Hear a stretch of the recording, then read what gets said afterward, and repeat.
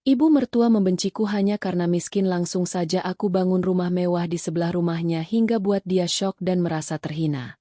Sebelum lanjut ke cerita selanjutnya, yuk subscribe dan like. Absen dulu di kolom komen ya ah. Hari itu menjadi salah satu hari yang tak akan pernah aku lupakan seumur hidupku. Aku, Aulia, seorang perempuan sederhana yang sejak kecil hidup pas-pasan, akhirnya sampai pada titik di mana aku akan dikenalkan secara resmi pada ibu dari suamiku, Raka. Aku masih bisa merasakan detak jantungku yang berpacu lebih cepat dari biasanya. Tanganku bahkan dingin, meski siang itu matahari bersinar terik. Aku mengenakan kebaya sederhana berwarna pastel, kebaya yang kupinjam dari tetangga karena aku tak punya baju mewah yang pantas dipakai ketika bertemu keluarga besar Raka. Raka yang duduk di sampingku di dalam mobil menoleh sambil menggenggam tanganku. Tenang, ya, ibu memang agak keras, tapi sebenarnya hatinya baik. Nanti kalau sudah mengenalmu lebih dekat, dia pasti akan menerima. Katanya berusaha menenangkan. Aku hanya tersenyum tipis, meski dalam hati aku ragu. Raka berasal dari keluarga terpandang. Ibunya seorang pengusaha properti sukses yang terkenal disegani di kalangan sosialita. Sementara aku, hanya anak seorang pedagang sayur di pasar tradisional. Latar belakang kami bagaikan langit dan bumi. Mobil berhenti di depan sebuah rumah besar dengan gerbang besi tinggi. Begitu masuk, aku langsung dibuat takjub. Rumah itu lebih mirip istana daripada rumah tinggal.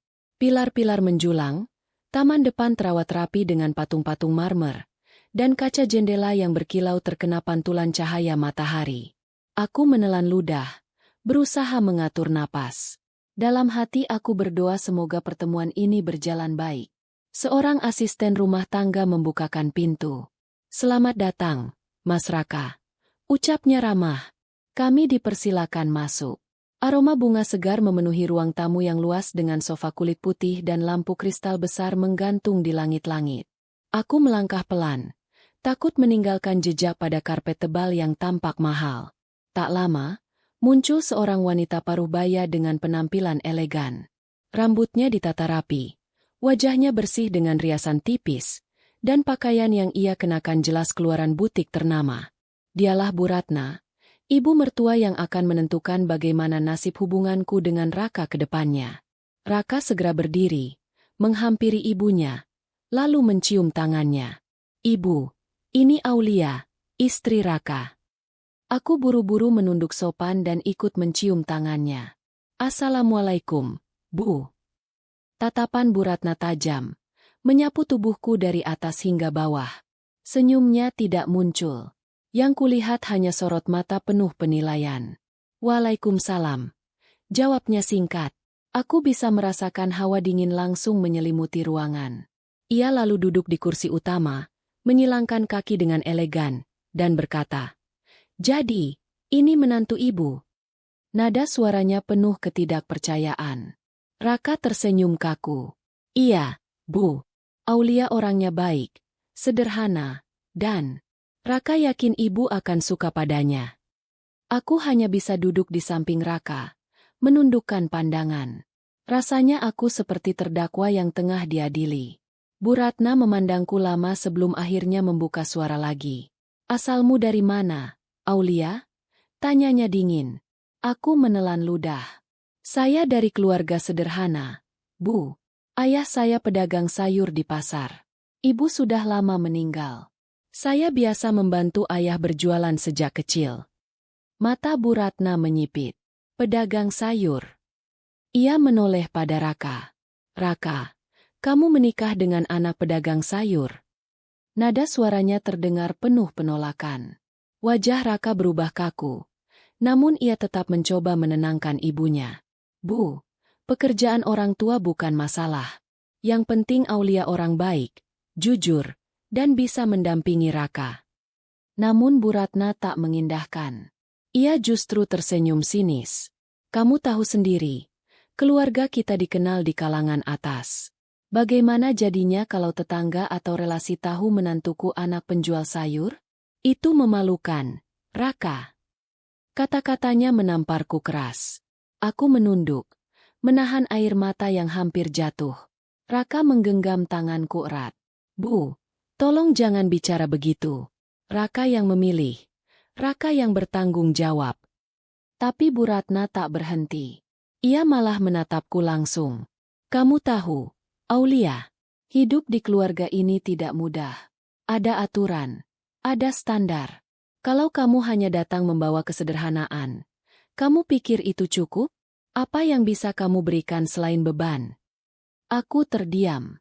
Tenggorokanku tercekat. Aku ingin membela diri, tapi takut suaraku justru membuat suasana makin panas. Suasana hening beberapa saat, hingga Bu Ratna berdiri. Ibu tidak bisa menerima begitu saja. Kamu memang sudah menikah, tapi jangan harap akan mudah mendapat tempat di hati ibu. Setelah berkata demikian, ia melangkah pergi, meninggalkan aku dan Raka yang masih duduk kaku di sofa. Aku menatap Raka dengan mata berkaca-kaca. Raka, mungkin aku memang tidak pantas. Aku. Jangan pernah bilang begitu, Lia. Raka segera memelukku. Kamu pantas. Sangat pantas. Aku yang memilihmu. Dan aku tidak menyesal.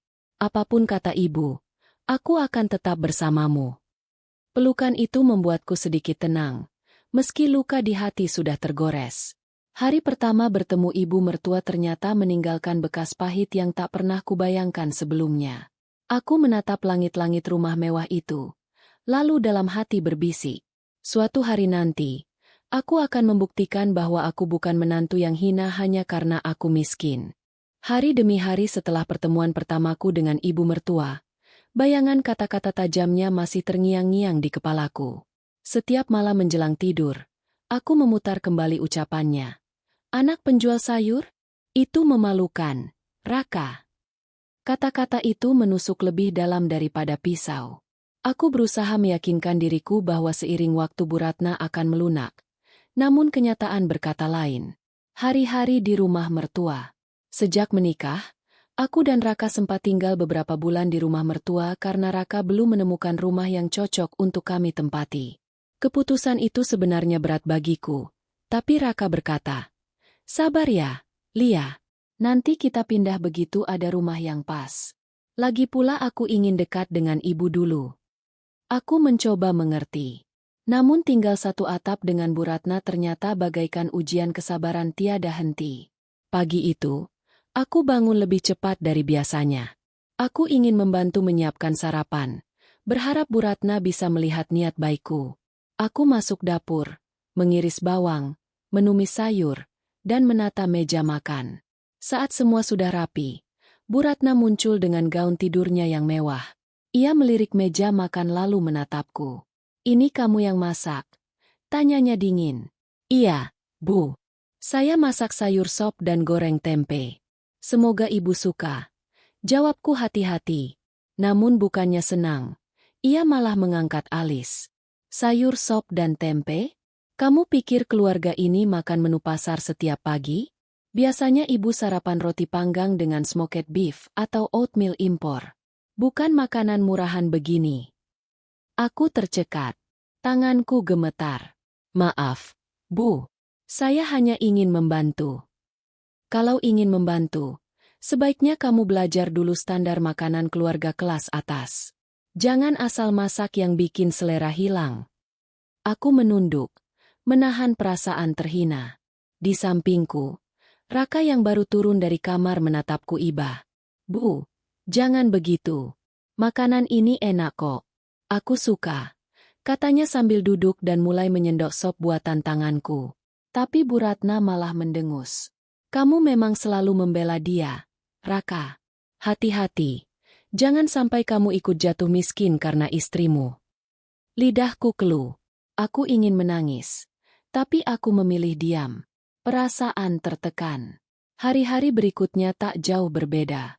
Setiap kali aku mencoba berbuat baik, hasilnya selalu salah di mata ibu mertua. Aku mencuci piring. Ia berkata caraku kasar. Bisa merusak perabot mahal. Aku menyapu. Ia bilang aku tak tahu cara membersihkan lantai marmer. Aku membantu menata bunga. Ia menganggap hasilnya berantakan. Apapun yang kulakukan tak pernah cukup. Malam hari, ketika aku sudah sendiri di kamar bersama Raka, Aku tak mampu menahan air mata. Raka, kenapa ibu begitu membenciku? Tanyaku lirih. Raka menarikku ke dalam pelukannya. Ibu memang keras kepala, Lia. Tapi aku tahu jauh di dalam hatinya. Sebenarnya dia peduli. Hanya saja dia sulit menerima kalau aku menikah denganmu yang sederhana. Beri dia waktu, ya. Apa aku salah menikah denganmu? Tanyaku sambil terisak. Raka mengangkat wajahku, menatapku penuh keyakinan. Tidak, kamu adalah pilihan terbaikku. Jangan pernah meragukan itu. Justru aku bangga karena kamu tidak pernah menyerah.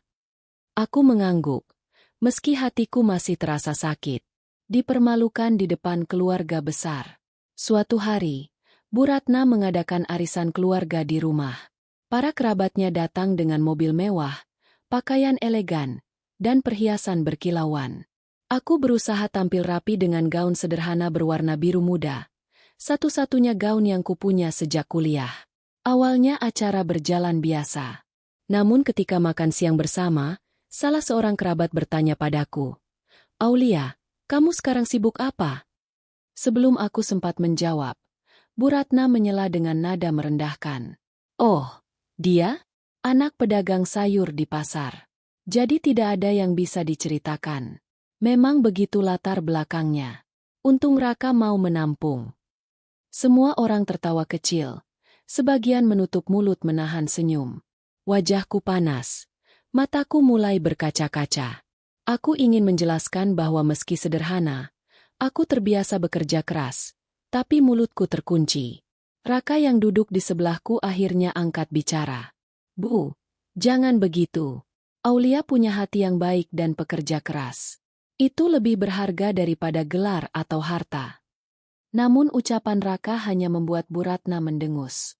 Kebaikan hati saja tidak cukup untuk menjaga martabat keluarga. Aku merasa ingin lenyap dari ruangan itu. Tapi aku menahan diri. Duduk dengan sopan meski hatiku hancur. Kemarahan yang tertahan.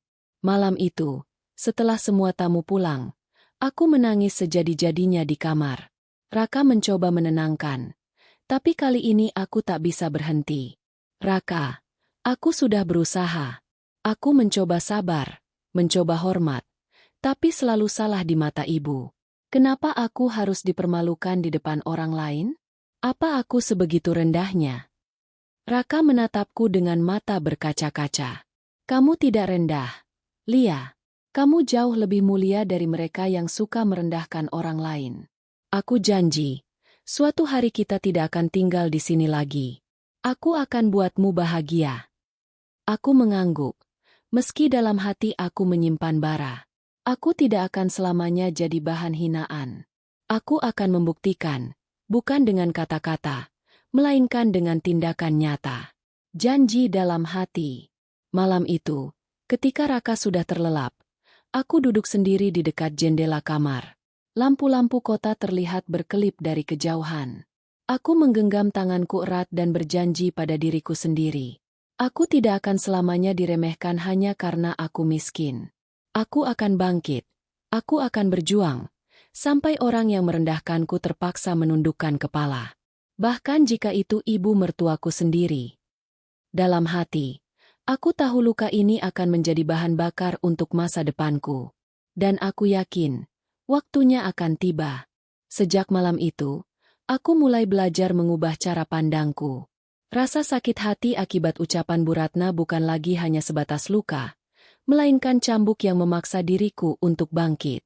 Aku sadar, kalau aku hanya terus menangis dan mengasihani diri, aku tidak akan pernah keluar dari lingkaran hinaan itu. Aku mulai berpikir, aku memang anak seorang pedagang sayur. Aku memang hidup miskin.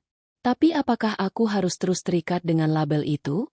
Bukankah aku bisa mengubah nasibku sendiri? Pagi-pagi sekali, saat Raka berangkat kerja, aku duduk di meja kecil dekat jendela kamar. Di atasnya ada selembar buku tulis, pulpen, dan ponselku yang seadanya. Aku mulai menuliskan daftar hal-hal yang bisa kulakukan. Menjahit? Tidak terlalu bisa. Merias wajah? Biasa saja. Memasak? Ya, memasak. Itu yang paling aku bisa. Gumamku pada diri sendiri. Aku teringat dulu semasa sekolah. Aku sering membantu ayah menyiapkan dagangan. Aku pandai membuat gorengan, aneka lauk sederhana, dan terutama kue-kue basah. Bahkan tetangga sering memuji risol dan klepon buatanku. Mungkin, aku bisa mulai dari situ, bisikku lirih. Raka memberi semangat. Malamnya, ketika Raka pulang, aku memberanikan diri untuk bicara. Raka, aku ingin mencoba usaha kecil-kecilan. Aku ingin membuktikan pada ibu, juga pada diriku sendiri, kalau aku bisa berdiri di atas kakiku sendiri. Raka menatapku dengan tatapan penuh cinta. Itu ide bagus. Lia, kamu memang pandai masak. Aku selalu suka kue-kue buatanmu. Kamu mau mulai dari mana? Aku ingin coba jualan kue basah dulu. Risol, klepon, kue lapis. Kalau laku, baru aku kembangkan. Jawabku. Raka mengangguk. Aku akan dukung. Kamu butuh modal berapa? Aku menunduk malu. Aku tidak mau membebani. Aku bisa mulai dengan uang tabunganku. Tidak banyak, tapi cukup untuk beli bahan pertama. Namun Raka menggenggam tanganku. Kita suami istri. Apapun milikku, milikmu juga. Jangan takut minta bantuan dariku. Aku percaya kamu bisa. Hatiku hangat mendengar itu. Raka selalu menjadi penopangku saat aku hampir jatuh. Langkah pertama yang berat. Keesokan harinya, aku pergi ke pasar sendirian. Dengan modal seadanya, aku membeli tepung, santan, gula merah, sayuran, dan bahan lainnya. Sepulang dari pasar, aku langsung sibuk di dapur. Aku membuat risol isi sayur, klepon dengan gula merah lumer, dan kue lapis warna-warni. Tanganku lincah bergerak, meski jantungku berdegup kencang. Semoga laku. Bisikku setiap kali melihat adonan di kukusan. Siang harinya, aku mengetik pesan di grup WhatsApp komplek rumah. Halo, ibu-ibu, saya Aulia. Mulai hari ini saya jualan kue homemade, risol, klepon, kue lapis. Dijamin fresh dan enak. Bisa pesan antar ke rumah. Terima kasih orang dengan tangan terlipat. Kutinggalkan nomor ponselku di bawah pesan itu. Awalnya sepi. Tak ada yang merespons. Aku mulai ragu. Apakah usahaku ini hanya akan menjadi bahan ejekan baru bagi Bu Ratna? Namun aku mencoba tetap sabar. Menjelang sore, ponselku bergetar. Seorang tetangga menulis. Mbak Aulia, aku pesan risol 20 biji ya. Anakku suka risol. Aku hampir melonjak kegirangan. Pesanan pertamaku. Dengan tangan gemetar, aku membalas. Baik Bu, terima kasih banyak. Nanti saya antar sore ini. Itu mungkin hanya pesanan kecil, tapi bagiku rasanya seperti memenangkan lomba besar. Bu Ratna mengetahui. Namun ternyata, berita tentangku berjualan kue cepat sampai ke telinga Bu Ratna. Sore itu, saat aku baru pulang dari mengantar pesanan, ia sudah menungguku di ruang tamu. Jadi benar kamu jualan kue? Tanyanya dengan nada mencemooh. Aku tercekat. Iya, Bu. Saya ingin membantu keuangan rumah tangga. Lagi pula, daripada menganggur. Namun Bu Ratna memotong ucapanku. Kamu sadar tidak, menantu keluarga ini jualan kue keliling? Apa kata orang nanti? Anak pengusaha besar punya istri tukang jualan? Memalukan. Aku menunduk. Hatiku kembali tersayat. Tapi kali ini aku mencoba tegar. Maaf, Bu. Saya tidak bermaksud mempermalukan keluarga. Saya hanya ingin berusaha dengan cara yang halal. Bu Ratna mendengus dan pergi meninggalkanku. Aku hampir menangis. Tapi segera kuingat janji pada diriku. Aku harus kuat. Semakin yakin. Malam itu aku kembali berbicara dengan Raka. Raka. Kalaupun ibu tidak suka, aku tidak akan berhenti. Aku ingin tetap berusaha. Raka mengelus kepalaku. Aku bangga padamu. Lia, lakukan saja. Abaikan kata-kata ibu. Aku akan selalu ada di belakangmu. Dukungan itu membuat tekadku semakin bulat. Aku tidak peduli lagi dengan cibiran. Aku akan terus melangkah. Kecil, tapi berarti. Hari-hari berikutnya aku semakin sibuk. Pesanan mulai bertambah, satu demi satu. Tetangga mulai mengenal kue-kue buatanku. Bahkan ada yang bilang, "Risolnya enak banget, Mbak Aulia. Besok pesan lagi ya." Aku tersenyum bahagia setiap kali mendengar pujian itu. Meski penghasilanku belum seberapa, aku merasa ada kebanggaan tersendiri. Aku bukan lagi hanya menantu yang selalu salah di mata mertua. Aku mulai punya identitas sendiri. Aulia, penjual kue yang rajin dan gigih. Dan jauh di dalam hati, aku berjanji, ini baru langkah kecil. Suatu hari nanti, langkah kecil ini akan membawaku menuju sesuatu yang besar. Sesuatu yang bahkan Bu Ratna tak pernah bayangkan. Aku tidak akan lagi hanya menjadi perempuan miskin yang dipandang rendah. Aku akan berdiri sejajar, bahkan mungkin lebih tinggi. Dan saat hari itu tiba, Bu Ratna akan melihatku dengan mata berbeda. Hari-hariku mulai dipenuhi dengan aktivitas baru. Bangun sebelum subuh, aku langsung menuju dapur. Sementara kebanyakan orang masih terlelap, aku sudah sibuk menyiapkan adonan kue. Tanganku lincah menguleni tepung, menumis sayuran untuk risol, atau melilit daun pisang untuk nagasari. Dapur rumah mertua yang biasanya sunyi kini dipenuhi aroma wangi kue-kue basah. Sesekali asisten rumah tangga menatapku heran. "Bu Aulia rajin sekali. Dari pagi sudah bikin kue," katanya sambil tersenyum. Aku hanya menjawab singkat, "Iya, Mbak. Lumayan buat usaha kecil-kecilan." Setiap kali mendengar kata, usaha kecil-kecilan, hatiku bergetar. Bagiku, ini bukan sekadar jualan kue, melainkan awal dari sebuah perjalanan besar. Pesanan pertama yang membesarkan hati. Awalnya pesanan memang tidak banyak. Hanya beberapa tetangga yang mencoba risol atau klepon buatanku. Namun dari mulut ke mulut, kabar itu menyebar. Suatu pagi, aku mendapat pesan dari seorang ibu di kompleks sebelah.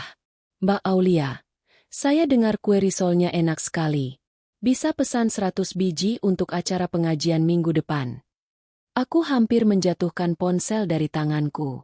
100 biji. Jumlah yang jauh lebih besar dari pesanan-pesanan sebelumnya. Dengan cepat aku membalas, "Insyaallah bisa, Bu. Terima kasih banyak sudah percaya pada saya." Hari itu aku bekerja keras. Dari pagi hingga sore, aku menyiapkan kulit risol, menumis sayuran, menggulung satu persatu dengan telaten. Tanganku pegal, kakiku pegal, namun hatiku berbunga-bunga. Ketika pesanan itu akhirnya selesai dan diambil oleh pembeli, aku merasa bangga. Itu bukan hanya risol, tapi simbol kerja keras pertamaku. Pandangan miring dari Bu Ratna. Namun seperti yang sudah kuduga, keberhasilanku tidak membuat Bu Ratna terkesan. Suatu sore, ia pulang dari arisan.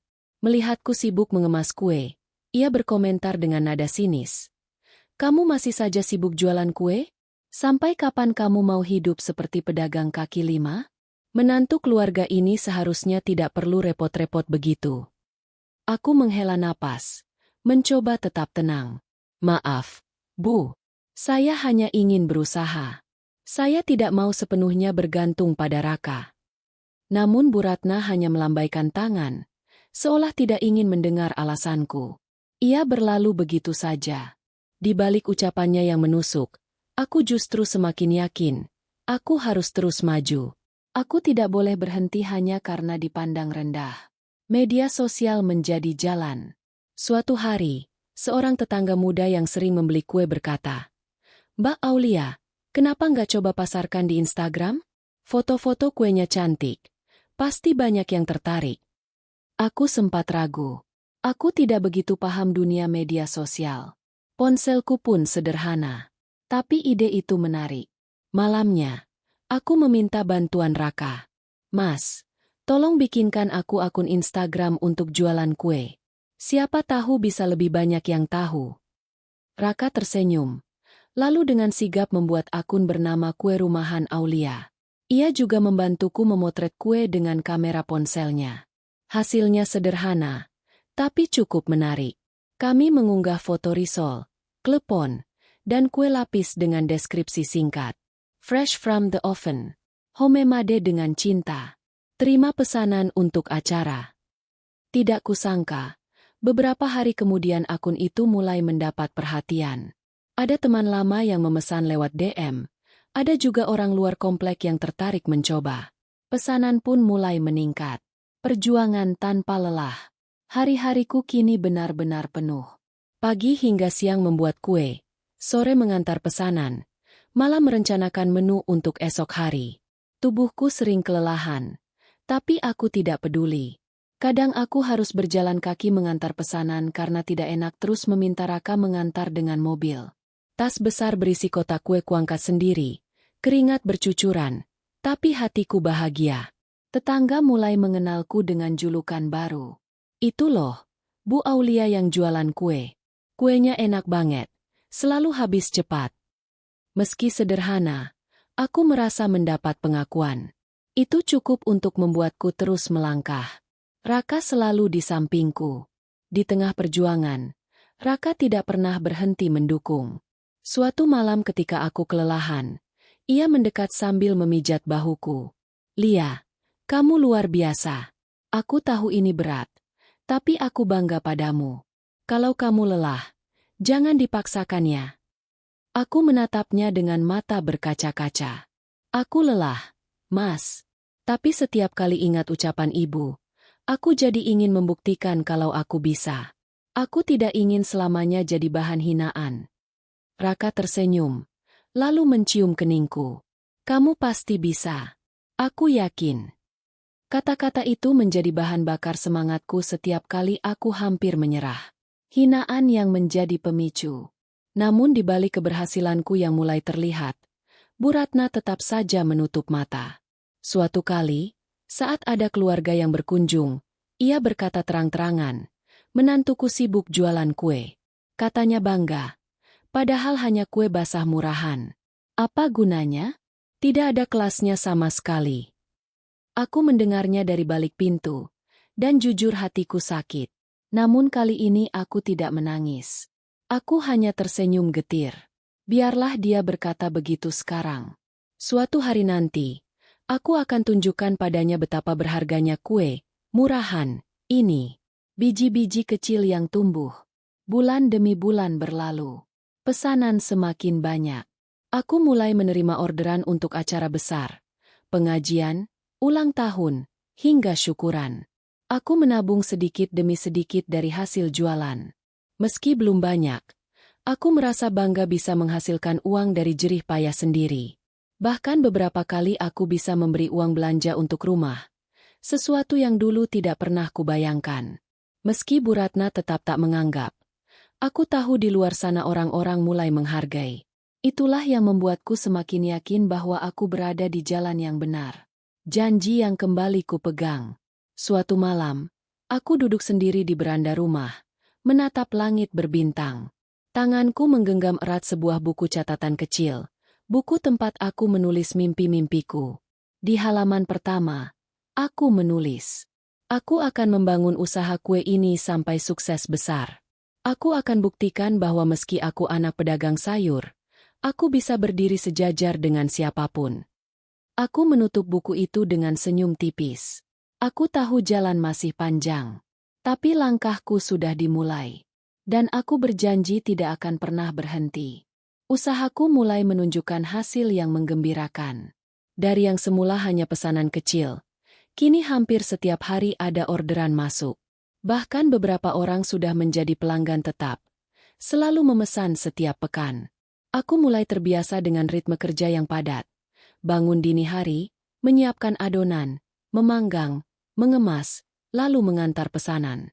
Namun seiring bertambahnya pesanan, tantangan juga bermunculan. Tidak semua hari berjalan mulus. Ada kalanya aku merasa goyah, bahkan hampir menyerah. Hinaan dari Bu Ratna yang tak henti. Suatu sore, ketika aku sibuk menata kotak kue untuk dikirim, Bu Ratna pulang dari acara sosialitanya. Ia berhenti sejenak di depan meja makan yang penuh dengan kue risol dan klepon. Dengan nada sinis ia berkata, "Ya ampun, rumah ini sudah seperti pasar saja. Kotak makanan berserakan, bau minyak goreng kemana-mana. Kamu tidak malu, Lia? Aku terdiam, mencoba menahan diri. Maaf, Bu. Saya sudah berusaha menjaga kebersihan. Ini semua hanya sementara. Nanti kalau sudah punya toko sendiri, saya tidak akan repot di rumah lagi. Namun bukannya mengerti, Bu Ratna malah tertawa kecil. Toko sendiri? Hanya dari jualan risol dan klepon? Kamu pikir bisnis besar lahir dari makanan pasar seperti ini? Jangan bermimpi terlalu tinggi. Kalimat itu menusukku dalam. Tapi anehnya, kali ini aku tidak menangis. Aku justru semakin yakin untuk membuktikan bahwa mimpiku bukan sekadar angan kosong. Kesibukan yang menguras tenaga. Pesanan semakin banyak. Tapi aku mengerjakannya hampir semua sendirian. Asisten rumah tangga sebenarnya bersedia membantu.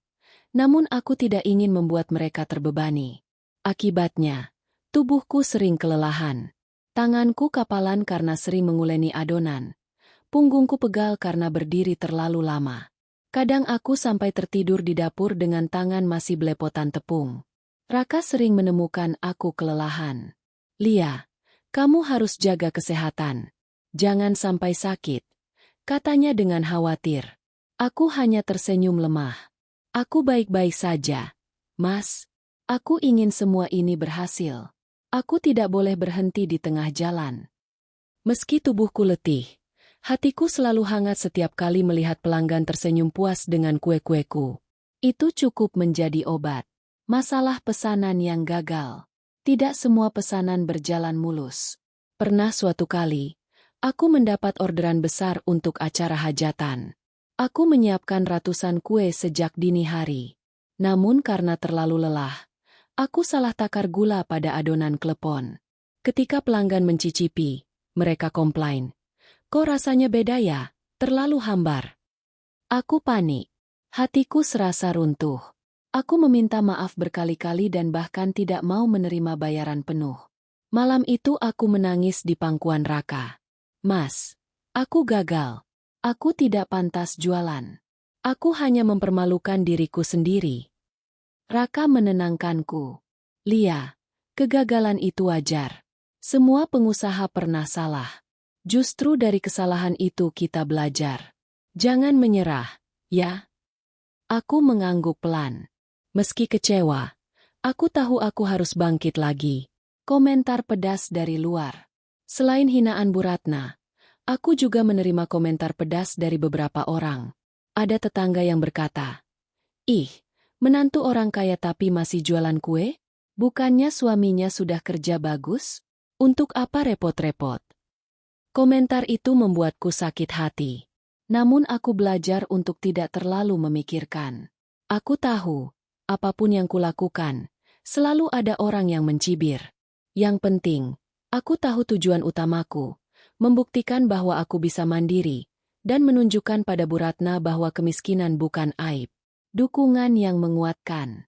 Di tengah semua cobaan itu, ada hal-hal kecil yang memberiku semangat. Seorang pelanggan pernah mengirim pesan. "Mbak Aulia, risolnya enak sekali. Anak saya sampai berebut. Terima kasih ya." Pesan sederhana itu membuatku tersenyum sepanjang hari. Aku merasa dihargai. Raka juga tidak pernah berhenti mendukung. Ia bahkan pernah berkata, "Lia, kalau suatu hari nanti usaha ini jadi besar, aku yakin kamu bisa lebih sukses daripada siapapun. Termasuk lebih sukses dari ibu." Aku terdiam mendengar ucapannya, lalu tersenyum kecil. Aku tidak ingin membandingkan diriku dengan Bu Ratna. Tapi aku tahu, di dalam hatiku ada api yang terus menyala karena kata-kata ibunya. Peluang baru. Salah satu titik balik datang ketika seorang pelanggan mengunggah foto kuenya di Instagram. Ia menulis, "Kue homemade terenak di komplek. Wajib coba risol Mbak Aulia." Postingan itu mendapat banyak komentar positif.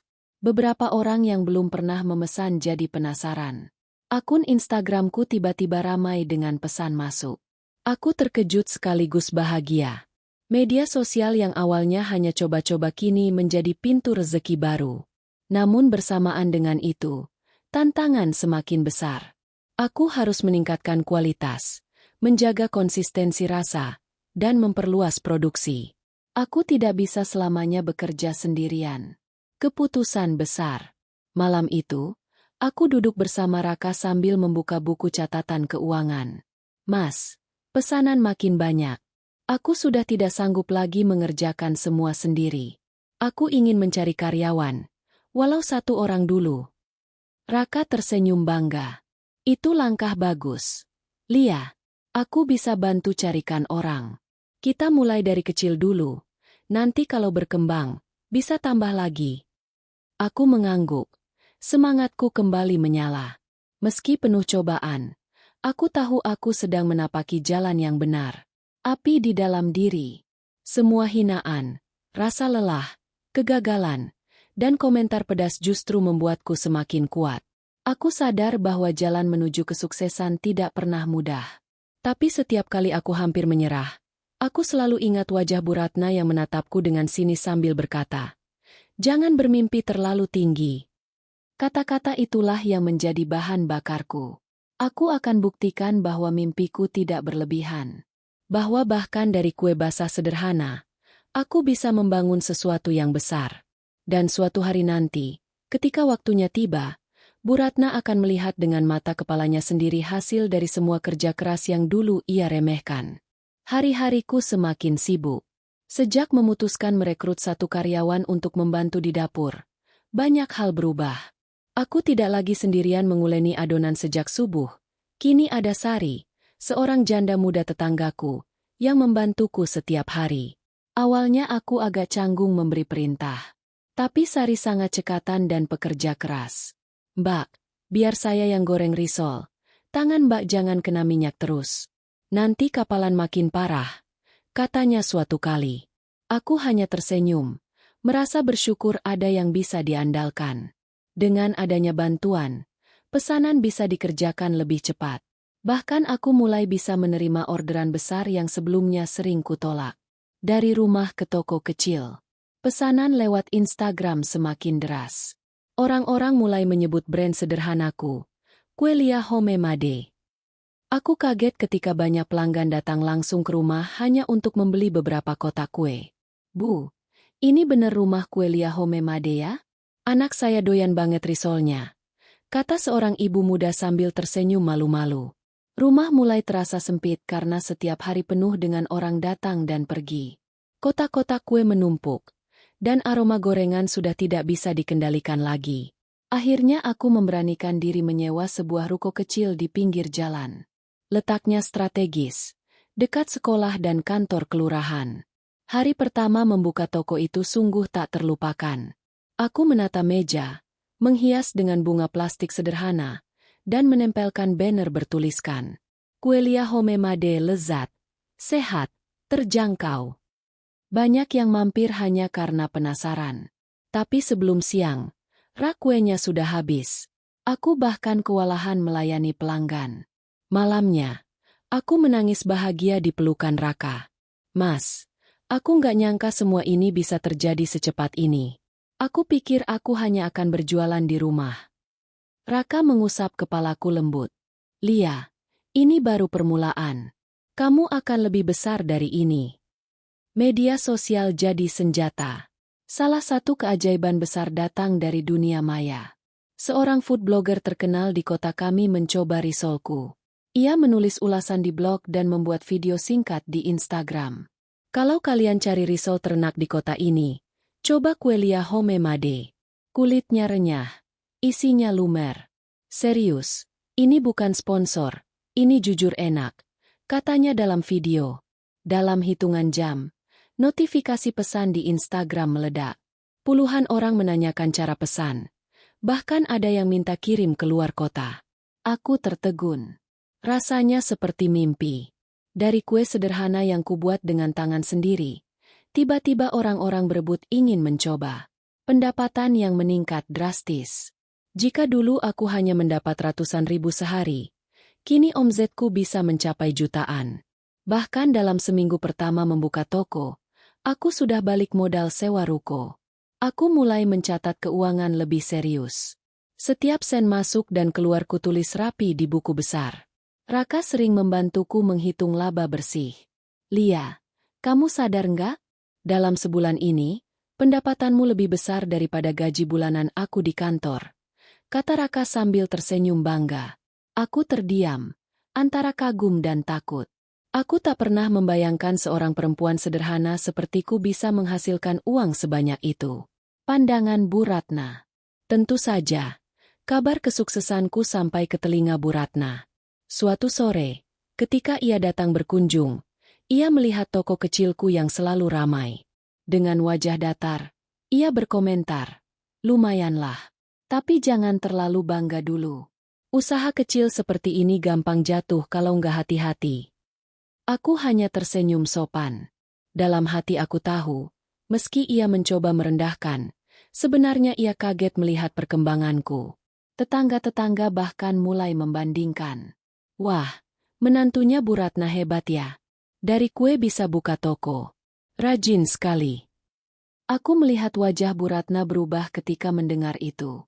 Ia tersenyum kaku, tapi matanya jelas menunjukkan rasa tidak nyaman. Ekspansi pertama. Setelah 6 bulan berjalan, permintaan semakin tinggi. Banyak orang luar kota yang ingin jadi reseller. Aku sempat ragu, tapi Raka meyakinkan. Kalau kamu punya kesempatan ekspansi, jangan takut. Coba buka cabang kecil di kota sebelah. Aku pun memberanikan diri. Dengan uang tabungan dari hasil usaha, aku membuka cabang kedua di sebuah ruko sederhana. Kali ini aku memperkerjakan 2 orang karyawan baru. Awalnya aku takut gagal. Namun yang terjadi justru di luar dugaan. Cabang kedua lebih ramai daripada cabang pertama karena lokasinya dekat kampus. Mahasiswa-mahasiswa suka membeli dalam jumlah banyak untuk acara. Bahkan ada yang menjadikan kueku sebagai hantaran saat wisuda. Undangan investor. Kesuksesan ini membuatku dilirik oleh seorang investor lokal. Ia datang ke toko dan berkata, "Mbak Aulia, saya lihat usaha ini punya potensi besar. Kalau Mbak mau, saya bisa bantu modal untuk buka cabang lebih banyak lagi." Aku kaget. Tidak pernah terpikir ada orang yang ingin menanamkan modal di bisnis yang bermula dari dapur kecilku. Aku tidak langsung menjawab. Aku butuh waktu untuk berpikir. Tapi dalam hati, aku tahu ini adalah kesempatan emas. Hidup yang berubah. Dalam waktu kurang dari 2 tahun, hidupku berubah drastis. Dari seorang menantu miskin yang diremehkan, aku kini menjadi pemilik usaha yang berkembang pesat. Aku bisa membeli mobil sederhana untuk mengantar kue. Aku juga bisa membiayai sekolah adikku di kampung tanpa membebani orang tua. Yang lebih membahagiakan, aku bisa membantu beberapa tetangga dengan memberi mereka pekerjaan. Rasanya luar biasa bisa berbagi rezeki. Bu Ratna yang mulai resah. Namun kesuksesanku membawa dampak lain. Bu Ratna semakin resah. Rumahnya yang dulu paling mewah di kompleks mulai kalah sorotan. Orang-orang lebih sering membicarakan toko kueku dan keberhasilanku. Suatu kali aku mendengar ia berbicara dengan temannya. "Ya, usaha kecil menantu saya memang lumayan. Tapi tetap saja, beda kelas dengan keluarga kita." Aku hanya tersenyum mendengarnya. Aku tidak lagi tersinggung. Bagiku, keberhasilan terbesar bukan membuat Bu Ratna kagum, tapi membuktikan pada diriku sendiri bahwa aku bisa. Mimpi baru. Malam itu, aku duduk di teras bersama Raka. Angin berhembus lembut, membawa aroma malam yang tenang. "Mas," kataku pelan, "aku punya mimpi baru. Aku ingin membangun rumah sendiri. Bukan sekadar rumah biasa, tapi rumah yang bisa jadi simbol kerja keras kita. Aku ingin membangunnya di sebelah rumah ibu." Raka menoleh, agak terkejut. "Di sebelah rumah ibu? Kamu yakin?" Aku tersenyum penuh keyakinan. "Iya. Aku ingin menunjukkan bahwa meski dulu diremehkan karena miskin, kini aku bisa berdiri sejajar. Bukan untuk pamer, tapi untuk menghargai perjuangan kita." Raka menatapku lama, lalu mengangguk. "Kalau itu yang kamu inginkan, aku akan dukung." Dan saat itulah, aku tahu bahwa perjalanan panjangku baru saja memasuki babak baru. Babak di mana mimpi besar akan segera terwujud, dan dunia akan melihat perubahan luar biasa dari seorang menantu yang dulu diremehkan. Bisnis kueku terus berkembang pesat. 3 cabang sudah berdiri di kota berbeda, karyawan makin banyak, omzet semakin besar. Kadang aku sendiri tak percaya semua ini berawal dari dapur sempit dengan peralatan seadanya. Namun di balik semua kesibukan dan pencapaian itu, ada satu mimpi yang terus kupendam dalam hati, membangun rumah impian di sebelah rumah Bu Ratna. Membeli tanah di sebelah rumah mertua. Kesempatan itu datang lebih cepat dari yang kuduga. Suatu hari, seorang tetangga lama Bu Ratna, Pak Surya, mengetuk pintu tokoku. "Mbak Aulia, saya dengar Mbak lagi cari rumah atau tanah?" Tanyanya sopan. Aku mengangguk. "Iya, Pak. Kalau ada info, saya tertarik." Pak Surya tersenyum kecil. "Kebetulan tanah saya yang persis di sebelah rumah Bu Ratna mau saya jual. Anak-anak minta pindah keluar kota. Jadi tanah itu nggak terpakai. Kalau Mbak mau, saya kasih harga khusus." Jantungku berdetak cepat. Tanah di sebelah rumah Bu Ratna? Itu kesempatan langka yang mungkin tidak akan datang dua kali. Tanpa pikir panjang, aku mengajak Raka melihat lokasi. Ukurannya cukup luas, bahkan lebih besar dari tanah Bu Ratna. Letaknya strategis di pojok jalan, sangat ideal untuk membangun rumah mewah. "Mas, ini dia," kataku bersemangat. Raka tersenyum, menepuk bahuku. "Kalau kamu sudah yakin, ayo kita beli. Aku percaya keputusanmu." Dan begitu saja, tanah itu resmi menjadi milikku. Desain rumah yang megah. Aku tidak ingin asal-asalan. Rumah ini bukan hanya tempat tinggal, tapi simbol kerja keras yang ingin kutunjukkan pada dunia, terutama pada Bu Ratna. Aku menyewa arsitek ternama di kota. Kami berdiskusi panjang tentang desain. Aku ingin rumah yang modern, elegan, dan nyaman. Rumahnya akan terdiri dari 2 lantai, dengan ruang tamu besar, jendela kaca tinggi, dan halaman luas untuk taman, jelas arsitek. Aku menambahkan, "Tolong buat juga dapur yang besar. Aku ingin dapur ini bisa jadi pusat kegiatan keluarga." Raka sempat tertawa. "Istriku memang gak bisa jauh dari dapur." Aku tersenyum. Bagiku, dapur adalah saksi perjalanan hidupku, dari titik terendah hingga mencapai kesuksesan. Pembangunan dimulai. Ketika pembangunan dimulai, suasana kompleks jadi heboh. Truk-truk besar keluar masuk membawa material. Tukang-tukang bekerja siang malam. Tetangga-tetangga berbisik, "Wah, siapa yang bangun rumah mewah di sebelah Bu Ratna? Apa bukan keluarganya Bu Ratna? Soalnya dekat sekali. Kalau bukan, bisa-bisa Bu Ratna tersaingi. Tuh." Bu Ratna sendiri awalnya hanya melihat dari kejauhan. Wajahnya datar. Tapi aku tahu ia penasaran. Suatu sore ia bertanya langsung pada Raka. "Rak, siapa sih yang beli tanah sebelah itu? Kok bangunnya besar sekali?" Raka hanya tersenyum samar. "Nanti ibu juga tahu. Sabar saja." Aku sengaja merahasiakan. Aku ingin momen itu jadi kejutan. Reaksi Bu Ratna yang mulai gelisah. Seiring rumah mulai berdiri, Bu Ratna semakin gelisah. Rumahnya yang dulu paling megah di kompleks kini mulai tampak kalah pamor. Pernah suatu kali ia mengeluh pada temannya di teras. "Aduh, rumah sebelah itu bikin pusing. Bangunannya tinggi sekali. Jangan-jangan nanti orang-orang pikir rumah saya kecil." Aku hanya bisa menahan senyum saat mendengar dari tetangga. Aku tidak ingin membalas. Biarlah waktu yang membuktikan. Rasa syukur yang membuncah. Setiap kali melihat bangunan rumah itu tumbuh dari pondasi menjadi dinding kokoh, hatiku bergetar. Aku teringat masa-masa dulu ketika tinggal di kontrakan reot bersama orang tuaku. Atap bocor, dinding bolong, tidur pun harus berhimpitan. Siapa sangka sekarang aku bisa membangun rumah sebesar ini? Malam itu aku berdoa lama sekali. Ya Allah, semua ini bukan karena aku hebat. Semua karena Engkau memberi jalan. Semoga rumah ini membawa berkah, bukan kesombongan. Rumah rampung, tetangga terkesima.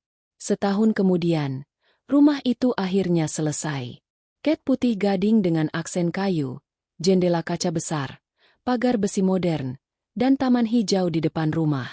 Ketika pintu gerbang dibuka pertama kali, banyak tetangga berdiri di luar hanya untuk melihat-lihat. Masya Allah, mewah sekali ya.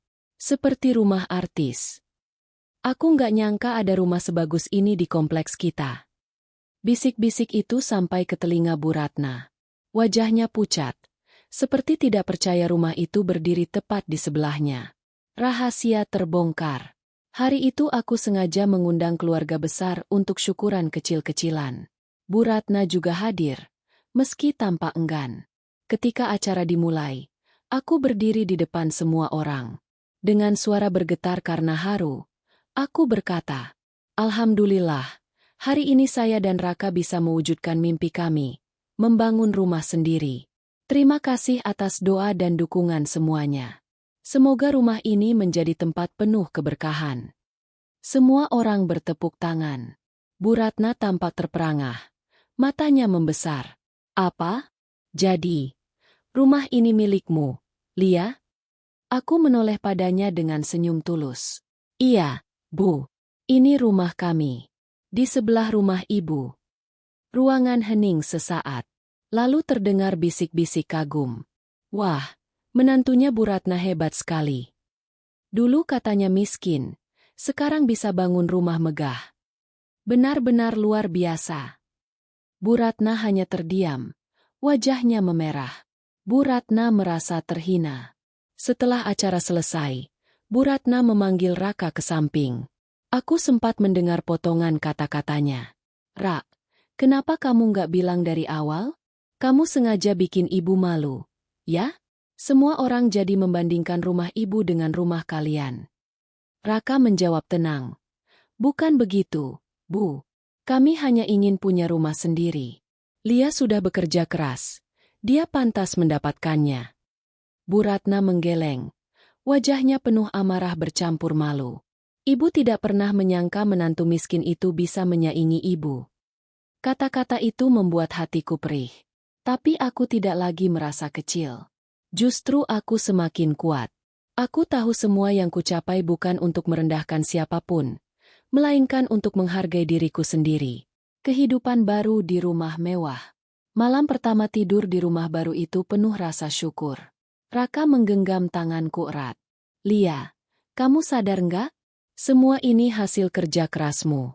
Aku bangga sekali padamu," katanya lembut. Air mataku menetes. "Aku tidak akan sampai di titik ini tanpa kamu, Mas. Dan tanpa semua hinaan dulu, mungkin aku tidak akan sekuat sekarang." Aku menatap keluar jendela besar kamar, melihat rumah Bu Ratna di sebelah yang kini tampak lebih kecil dari rumahku. Rasanya seperti simbol perjalanan panjangku. Dari yang diremehkan, kini bisa berdiri sejajar, bahkan lebih tinggi. Aku tahu, perjuangan belum selesai.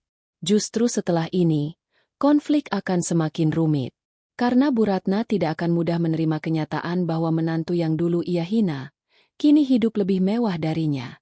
Sejak rumah baruku berdiri megah di sebelah rumah Bu Ratna, suasana kompleks berubah. Banyak tetangga sengaja lewat hanya untuk melihat-lihat. Ada yang memuji terang-terangan, ada pula yang berbisik-bisik penuh kagum. Namun, satu hal yang paling terasa, tatapan Bu Ratna setiap kali melihat rumah itu. Bukan tatapan biasa, melainkan campuran antara syok, tidak percaya, dan aku bisa merasakannya, rasa terhina. Bisik-bisik tetangga. Suatu sore, aku sedang menyiram tanaman di halaman. Dari kejauhan terdengar obrolan dua ibu-ibu tetangga. Mereka tidak tahu aku mendengar. "Rumahnya Aulia itu luar biasa, Bu. Mewah sekali. Sampai kalah rumah Bu Ratna." "Betul. Padahal dulu katanya Bu Ratna nggak suka menantunya karena miskin. Ternyata sekarang menantunya yang lebih kaya." Aku tersenyum kecil. Meski di hati ada getir. Aku tidak pernah berniat mempermalukan Bu Ratna. Tapi aku juga tidak bisa mengendalikan mulut orang lain. Kecurigaan Bu Ratna. Sejak saat itu, Bu Ratna sering mencari tahu. Ia bertanya pada tetangga. Bahkan pada tukang bangunan yang pernah mengerjakan rumahku. "Siapa sebenarnya yang biayai rumah ini?" tanyanya curiga. "Ya Bu, setahu kami yang bayar selalu Mbak Aulia sendiri. Tiap minggu ke sini, bawa uang cash," katanya dari usaha kuenya. Jawab salah satu tukang jujur. Jawaban itu membuat Bu Ratna makin tidak percaya. Baginya, mustahil kue-kue sederhana bisa membangun rumah semegah itu. Pertemuan tak terduga. Suatu pagi, aku bertemu Bu Ratna di jalan setapak depan rumah. Wajahnya tegang. "Lia, aku mau bicara," katanya tanpa basa-basi. Aku mengangguk, meski sedikit gugup. Kami duduk di bangku taman depan rumahku yang baru. "Jujur saja, Lia," Bu Ratna menatapku tajam. "Kamu dapat uang dari mana untuk bangun rumah sebesar ini? Jangan-jangan kamu pakai cara-cara yang tidak benar." Aku terkejut, sekaligus terluka mendengarnya. "Astagfirullah, Bu. Uang ini hasil kerja keras saya. Usaha kue saya berkembang. Sekarang sudah ada beberapa cabang. Kalau Ibu mau, saya bisa tunjukkan laporan keuangannya." Bu Ratna mendengus, tidak puas dengan jawaban itu. "Masa hanya dari jualan kue bisa begini? Kamu jangan bohongi saya." Aku menarik napas dalam-dalam, menahan emosi. "Bu, justru karena Ibu tidak percaya itulah saya bekerja keras. Saya ingin membuktikan, kemiskinan bukan selamanya. Saya bisa berhasil meski Ibu pernah merendahkan saya." Wajah Bu Ratna memerah. Ia bangkit berdiri, tidak sanggup menjawab. Momen yang membuka mata. Beberapa minggu kemudian, aku diundang untuk jadi pembicara di sebuah seminar kewirausahaan di kampus. Panitia ingin aku berbagi kisah tentang bagaimana usaha kecil bisa berkembang besar. Aku sempat ragu, tapi Raka meyakinkan. "Lia, ini kesempatan bagus. Biar semua orang tahu perjuanganmu." Di hari acara, banyak mahasiswa, dosen, bahkan beberapa pengusaha hadir. Aku menceritakan dari awal, bagaimana aku diremehkan, bagaimana aku mulai dari kue sederhana, hingga akhirnya mampu membuka beberapa cabang dan membangun rumah. Di barisan belakang, tanpa kuduga, Bu Ratna hadir. Mungkin ia ingin membuktikan dengan matanya sendiri. Aku melihat matanya berkaca-kaca saat aku bercerita tentang masa-masa sulit. Tentang saat aku dihina karena dianggap tidak pantas mendampingi Raka hanya karena miskin. Semua orang berhak bermimpi. Jangan pernah remehkan siapapun, karena bisa jadi suatu hari orang yang kamu remehkan justru melampaui dirimu. Ucapku menutup cerita. Sorak tepuk tangan menggema. Bu Ratna menunduk. Wajahnya sulit dibaca. Pertemuan setelah seminar. Setelah acara, Bu Ratna menghampiriku. Suaranya bergetar. "Jadi, semua yang kamu ceritakan itu benar?" Aku menatapnya tenang. "Iya, Bu. Tidak ada yang saya sembunyikan." Untuk pertama kalinya, aku melihat Bu Ratna kehilangan kata-kata. Ia tidak lagi menyindir, tidak lagi meremehkan. Hanya diam, seperti menelan sesuatu yang pahit.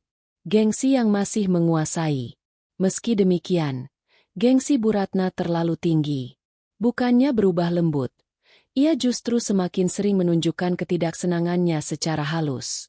Jika ada tamu yang memuji rumahku, ia akan cepat menimpali. "Ah, rumah besar belum tentu bahagia. Yang penting itu rumah lama yang penuh kenangan." Jika ada orang memuji usaha kueku, ia akan berkata, "Ya, lumayanlah. Tapi jangan dibandingkan dengan usaha besar lainnya." Aku hanya bisa tersenyum. Aku sudah tidak lagi sakit hati. Aku tahu, itu caranya bertahan dari rasa malu yang menekan. Saat Bu Ratna terpojok. Namun, perlahan-lahan kenyataan mulai menghantamnya. Suatu kali, saat ada arisan komplek, seorang ibu nyeletuk, "Bu Ratna, enak ya punya menantu sukses. Rumahnya besar, usahanya maju. Pasti bangga, kan?" Wajah Bu Ratna kaku. Ia hanya tersenyum hambar. Tapi di matanya jelas terlihat rasa tersudut. Malam itu aku mendengar ia marah-marah di rumahnya. Suara keras terdengar sampai ke rumahku. "Kenapa semua orang membicarakan Lia? Kenapa aku harus dibanding-bandingkan?" Aku hanya bisa menarik napas panjang. Aku tahu, luka di hatinya bukan karena aku, tapi karena gengsinya sendiri. Aku tetap membalas dengan baik. Meski tahu Bu Ratna sakit hati, Aku tidak ingin membalas dengan dendam. Aku tetap mengirim makanan setiap kali memasak lebih, tetap menyapanya dengan sopan, tetap menundukkan kepala setiap kali bertemu. Raka sempat berkata, "Lia, kamu nggak capek diperlakukan begini? Kamu sudah buktikan segalanya." Tapi ibu tetap keras kepala. Aku tersenyum. "Aku capek, Mas. Tapi aku tidak ingin menjadi menantu yang durhaka. Aku akan terus berbuat baik, meski ibu belum bisa menerima." Dalam hati kecilku, aku berharap suatu hari nanti Bu Ratna benar-benar menyadari bahwa aku bukan musuhnya. Aku hanya perempuan biasa yang mencintai anaknya dan berusaha hidup layak. Rahasia yang benar-benar terbongkar. Akhirnya, takdir sendiri yang membuka mata semua orang. Media lokal menulis artikel tentangku. Dari kue basah menjadi jaringan usaha sukses. Artikel itu viral, dibagikan banyak orang, bahkan masuk TV lokal. Dalam artikel itu tertulis jelas bagaimana aku memulai dari nol, strategi yang kupakai, hingga perjalanan membangun rumah. Bu Ratna tidak bisa lagi menyangkal. Semua bukti sudah ada. Semua orang tahu bahwa menantu yang dulu ia hina kini benar-benar berhasil, dan semua itu murni dari kerja keras. Wajahnya saat itu sulit kulupakan, antara syok, malu, dan tidak rela. Ia benar-benar terpojok oleh kenyataan yang tak terbantahkan. Dan sejak hari itu, hubungan kami memasuki fase baru, bukan lagi sekadar benci dan meremehkan, tapi gengsi yang mulai runtuh sedikit demi sedikit. Sejak artikel tentang usahaku viral, nama kami semakin dikenal. Pesanan kue meningkat drastis, undangan seminar berdatangan, bahkan ada tawaran kerjasama dari perusahaan besar. Aku seolah hidup di dunia yang dulu hanya bisa aku bayangkan. Namun, di balik kesuksesan itu, aku tahu ada hati yang terusik, Bu Ratna. Tatapan yang berbeda. Setiap kali aku keluar rumah, Bu Ratna kini lebih sering menatapku diam-diam.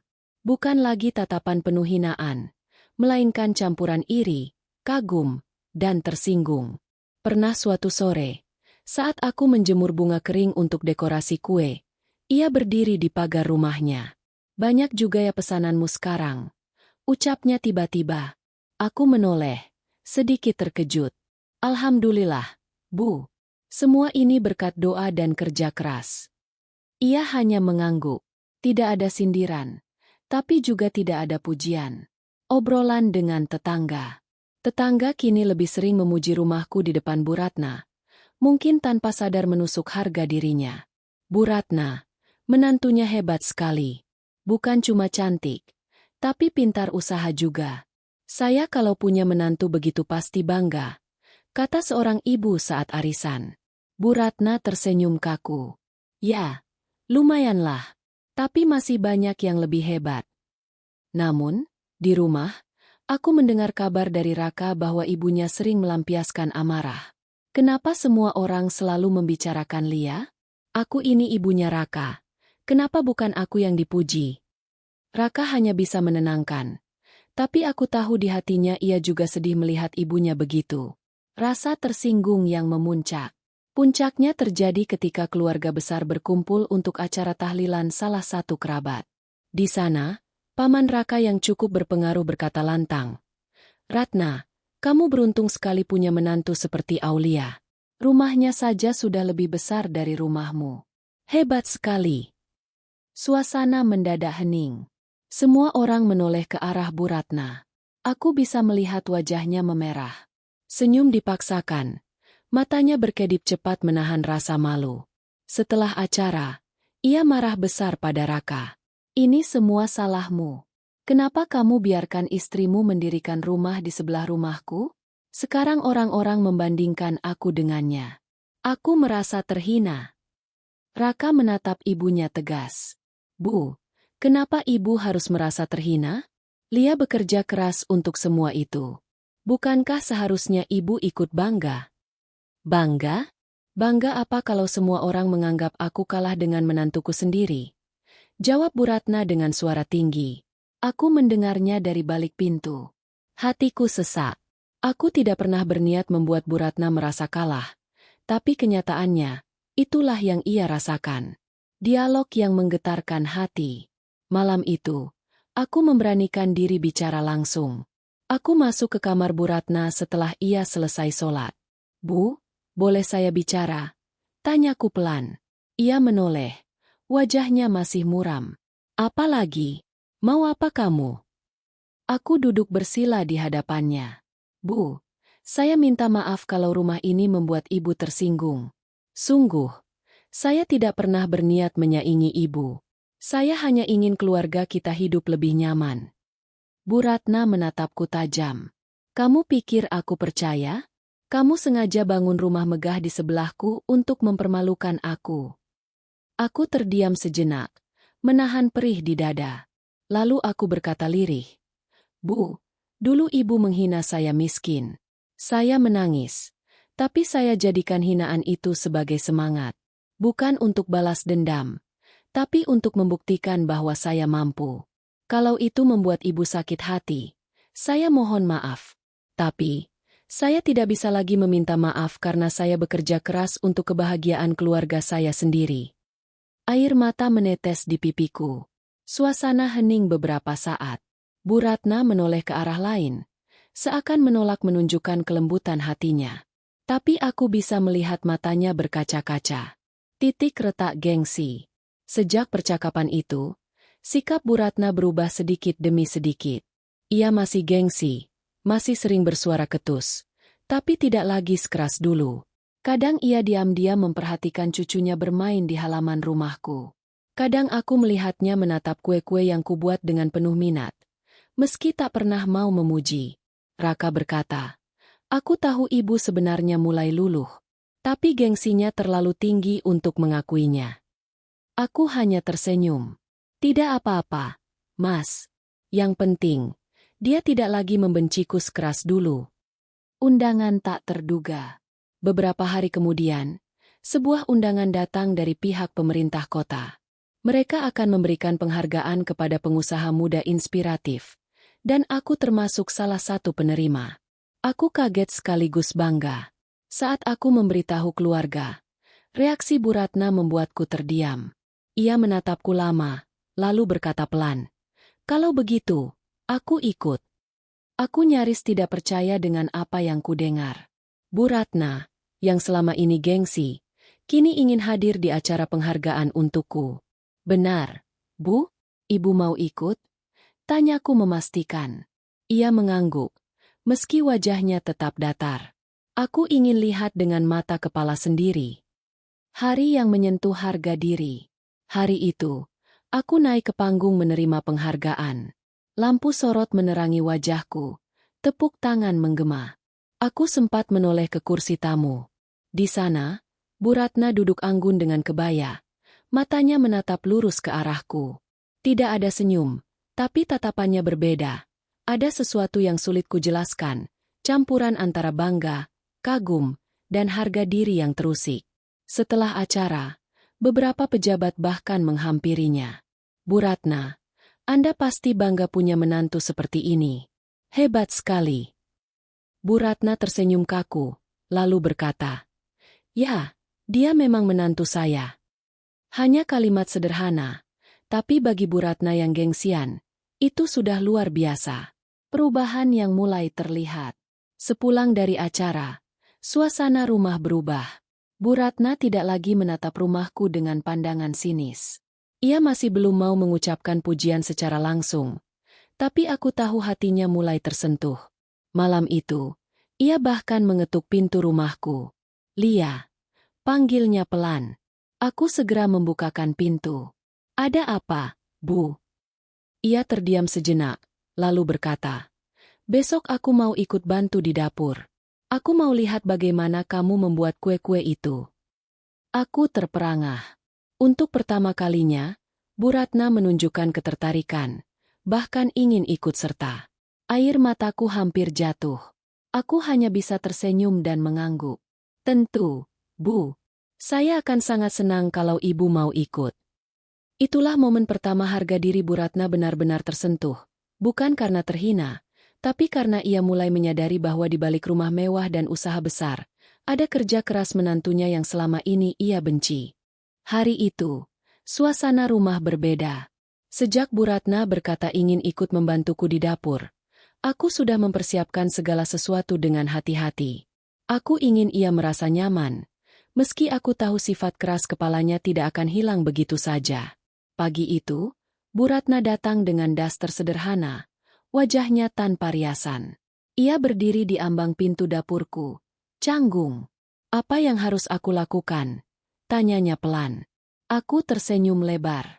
Bu, terima kasih sudah mau ikut. Kalau ibu mau, bisa bantu bungkus kue nastar ini. Nggak sulit, kok. Ia mengangguk, lalu duduk di kursi. Tangannya mulai bergerak kaku, membungkus satu persatu kue. Aku bisa melihat kebingungan sekaligus rasa penasaran di wajahnya. Kejutan di dapur. Beberapa menit kemudian, cucu-cucunya datang berlari. Nenek, nenek bantu mama bikin kue ya. Seru mereka girang. Wajah Bu Ratna yang biasanya kaku perlahan melembut. Ia tersenyum kecil, lalu mengelus kepala cucunya. Iya, nenek lagi bantu mama. Aku tertegun. Itu adalah senyum tulus pertama yang kulihat darinya sejak aku menikah dengan Raka. Aku berbisik dalam hati. Ya Allah, inikah awal perubahan? Ucapan yang mengejutkan. Saat kami selesai, Bu Ratna menatap kue-kue yang tersusun rapi. Ia menarik napas panjang, lalu berkata lirih. Aku dulu sering meremehkanmu, Lia. Aku pikir kamu hanya gadis miskin yang akan menyusahkan Raka. Ternyata aku salah besar. Aku menoleh kaget. Ucapan itu seperti mimpi. Selama ini aku menunggu pengakuan darinya, tapi tak pernah menyangka akan datang begitu tiba-tiba. Bu. Suaraku bergetar. Bu Ratna melanjutkan. Aku malu. Malu pada diriku sendiri. Malu pada orang-orang yang pernah aku ajak meremehkanmu. Sekarang, aku justru merasa kecil di hadapanmu. Air mataku jatuh tanpa bisa ditahan. Bu, jangan bilang begitu. Saya tidak pernah berniat membuat ibu merasa kecil. Saya hanya ingin menjadi bagian dari keluarga ini. Bu Ratna menunduk, menyeka matanya sendiri. Untuk pertama kalinya, aku melihat dinding gengsi itu benar-benar retak. Pernyataan di depan keluarga. Beberapa hari kemudian, keluarga besar berkumpul lagi untuk acara syukuran rumah baruku. Aku sempat ragu mengundang, takut Bu Ratna tersinggung. Tapi justru ia yang menyuruhku menggelar acara itu. Biar semua orang tahu, ini hasil kerja kerasmu. Aku ingin hadir, katanya tegas. Hari itu, rumahku penuh dengan kerabat dan tetangga. Saat acara makan bersama, tiba-tiba Bu Ratna berdiri. Semua orang menoleh. Heran. Ada yang ingin saya katakan, ucapnya lantang. Aku langsung tegang. Takut ia akan kembali mengucapkan sesuatu yang menyakitkan. Namun ternyata, kata-kata yang keluar dari mulutnya membuat semua orang terdiam. Saya ingin meminta maaf. Selama ini saya meremehkan Aulia, menantu saya. Saya pikir dia tidak pantas untuk Raka hanya karena miskin. Tapi ternyata saya salah. Ia bukan hanya pantas, tapi juga membuktikan bahwa kerja keras dan ketulusan bisa mengubah segalanya. Terdengar bisikan kagum dari para tamu. Aku sendiri meneteskan air mata. Begitu pula Raka yang duduk di sampingku. Bu Ratna melanjutkan. Mulai sekarang, saya tidak ingin lagi mendengar ada yang meremehkan Aulia. Kalau ada yang berani menghina, berarti sama saja menghina saya. Suasana mendadak riuh oleh tepuk tangan dan pujian. Aku sendiri nyaris tak percaya mendengar kalimat itu keluar dari bibir mertua yang dulu begitu membenciku. Kejutan terbesar. Beberapa hari setelah acara itu, Bu Ratna kembali membuat kejutan. Ia datang membawa map berisi surat tanah. Aku sudah lama punya tanah kosong di pinggir kota. Dulu aku ingin membangunnya untuk usaha, tapi tidak pernah sempat. Sekarang aku ingin menyerahkannya padamu. Lia, jadikan cabang baru usahamu. Aku terperanjat. Bu, ini terlalu besar. Saya tidak bisa menerimanya. Tolong terima, jawab Bu Ratna tegas. Anggap saja ini tebusan atas kesalahanku selama ini. Aku ingin ikut merasakan kebahagiaanmu, bukan terus menentangmu. Aku tidak bisa menahan air mata. Aku memeluk Bu Ratna untuk pertama kalinya dengan penuh kehangatan. Dan kali ini, ia membalas pelukanku. Rumah yang tak lagi sunyi. Sejak saat itu, hubungan kami benar-benar berubah. Rumah Bu Ratna yang dulu terasa dingin kini sering ramai oleh tawa cucu-cucunya. Ia sering datang membawakan masakan, bahkan kadang ikut mencoba resep baru bersamaku. Tetangga pun heran melihat perubahan itu. Bu Ratna sekarang sering bareng-bareng sama menantunya. "Yah, dulu kan katanya nggak akur," ujar salah satu ibu. Bu Ratna hanya tersenyum. "Orang bisa berubah, Bu. Dan saya bersyukur punya menantu seperti Lia." Aku terharu setiap kali mendengar ucapannya. Dari yang dulunya membenciku karena miskin, kini ia justru membelaku di depan orang lain. Akhir yang mengejutkan. Tahun berikutnya, usahaku semakin berkembang. Cabang baru di tanah pemberian Bu Ratna berdiri megah. Saat peresmian, aku sengaja menuliskan papan nama besar. Usaha Kue Aulias Ibu Ratna. Bu Ratna terkejut melihat namanya terpampang di sana. "Kenapa ada namaku?" tanyanya. Aku tersenyum. "Karena tanpa ibu, saya mungkin tidak akan pernah berjuang sejauh ini. Hinaan ibu dulu justru jadi semangat terbesar saya. Jadi, ini bukan hanya usaha saya, tapi juga usaha kita." Matanya berkaca-kaca.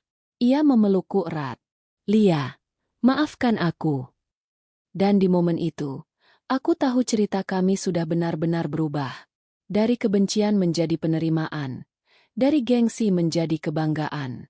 Kejutan yang paling indah bukanlah rumah mewah yang kubangun, tapi hati seorang ibu mertua yang akhirnya luluh dan menerima menantunya dengan penuh kasih.